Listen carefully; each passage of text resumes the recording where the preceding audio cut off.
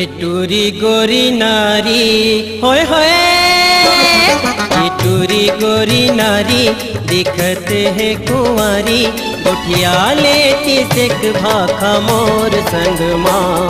ये टूरी गोरी नारी दिखत है कुंवारी, गोठिया लेती सेक भाखा मोर संग माँ। ये टूरी गोरी नारी होए होए।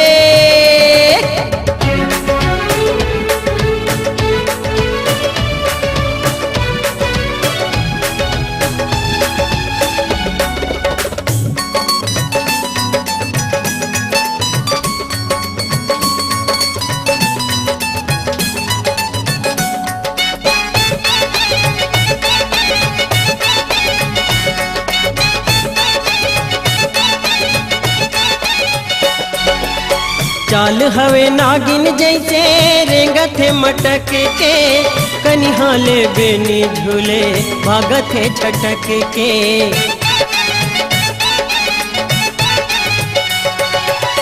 बेनी के गजरा मान जल रही गे चटक के, मन भौरा सुघराई माँ रही गे भटक के।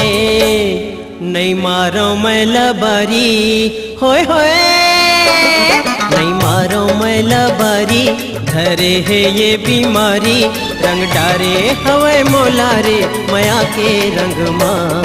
ये टूरी गोरी नारी होए होए।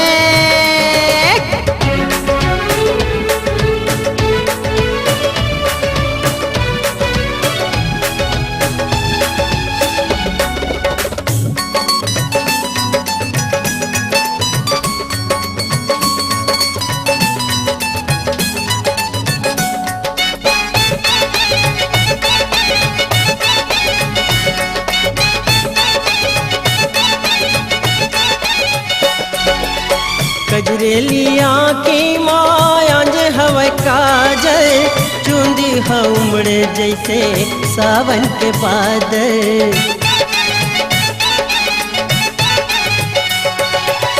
मोहनी काया माँ हवे रूप के रे सागर, ऐसन मातिल दीवाना मन भला काबर।